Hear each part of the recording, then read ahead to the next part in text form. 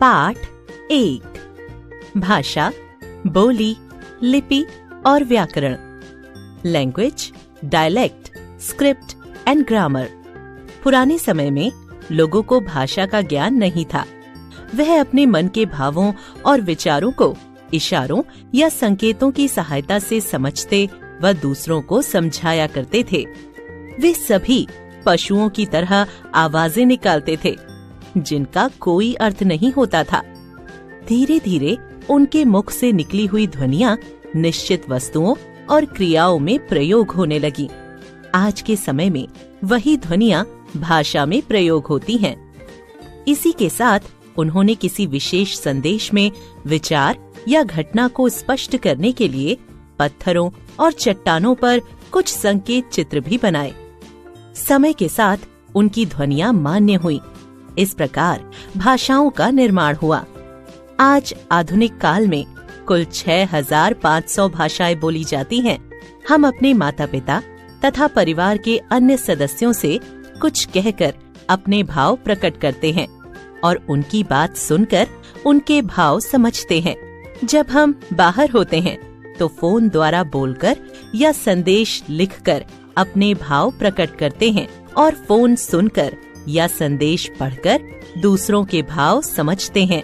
भावों को प्रकट करना या उन्हें समझना केवल भाषा के माध्यम से होता है।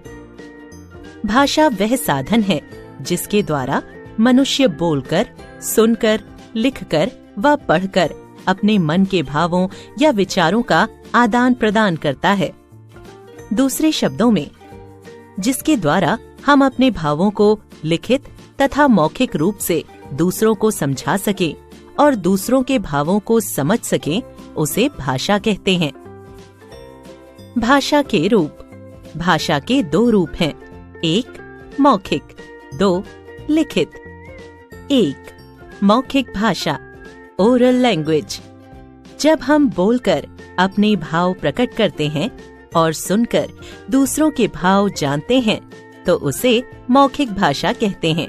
जैसे वाद विवाद, टेलीफोन पर बात करना, रेडियो पर समाचार का प्रसारण, भाषण देना, कहानी सुनना आदि मौखिक भाषा के उदाहरण हैं। मौखिक भाषा भाषा का प्राचीन रूप है। 2 लिखित भाषा। जब हम लिखकर अपने भाव प्रकट करते हैं और पढ़कर दूसरों के भाव जानते हैं तो उसे लिखित भाषा कहते हैं। जैसे समाचार पत्र, पत्रिकाएं, पढ़ना, ईमेल करना, एसएमएस करना आदि लिखित भाषा के रूप हैं। लिखित भाषा भाषा का स्थायी रूप है। भाषा के इस रूप से दीर्घकाल तक लिखित सामग्री को सुरक्षित रखा जा सकता है। मातृभाषा। हम जो भाषा अपने माता पिता तथा परिवार के अन्य सदस्यों से सीखते हैं, अर्थात जो भाषा हमें जन्म से अपने परिवार से मिलती है, उसे मातृभाषा कहते हैं। राष्ट्रभाषा। भारत में सबसे अधिक बोली जाने वाली भाषा हिंदी है। भारत में लगभग 70% लोग हिंदी बोलते या समझते हैं। अतः हिंदी राष्ट्रभाषा बनने के सर्वथा योग्य है। राजभाषा। सरकारी कामकाज की भाषा को राजभाषा कहते हैं। 14 सितंबर 1949 को भारतीय संविधान के अनुच्छेद 343 के अंतर्गत हिंदी भाषा को राजभाषा का दर्जा प्रदान किया गया है। इसीलिए हर वर्ष 14 सितंबर का दिन हिंदी दिवस के रूप में मनाया जाता है। भारत में 22 भाषाओं को मान्यता दी गई है, जो इस प्रकार हैं: असमिया, नेपाली, कोंकणी, मैथिली, कन्नड़, कश्मीरी, ओडिया, पंजाबी, मराठी, तमिल, तेलुगु, उर्दू, मणिपुरी, गुजराती, डोगरी, संस्कृत, बांग्ला, बोडो, मलयालम, हिंदी, संथाली, सिंधी। बोली। जब कोई भाषा केवल बोलचाल के रूप में प्रयोग होती है या किसी क्षेत्र विशेष में बोली जाती है तो उसे बोली कहते हैं। जैसे भोजपुरी, छत्तीसगढ़ी, बुंदेलखंडी, बघेली, राजस्थानी, अंगिका, वज्जिका आदि। लिपि भाषा के लिखने के ढंग को लिपि कहते हैं। प्रत्येक भाषा की अपनी विशेष लिपि होती है।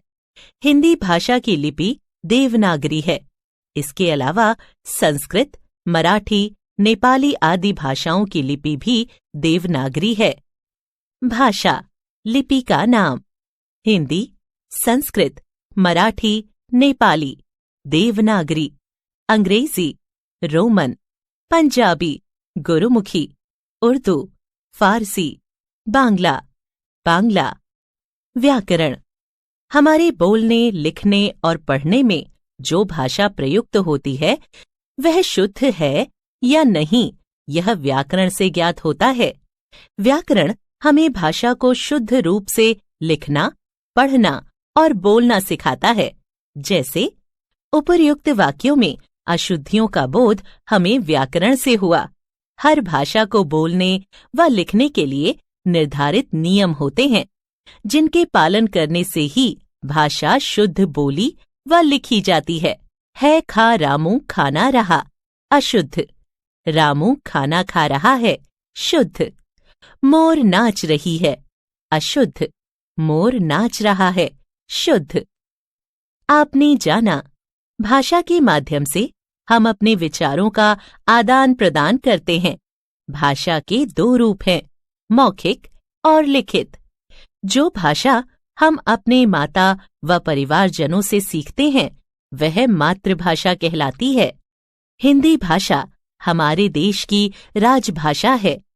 सीमित या क्षेत्रीय स्तर पर बोली जाने वाली भाषा बोली कहलाती है। भाषा को लिखने का ढंग ही लिपि है। भाषा को शुद्ध रूप में लिखना और बोलना हम व्याकरण से सीखते हैं।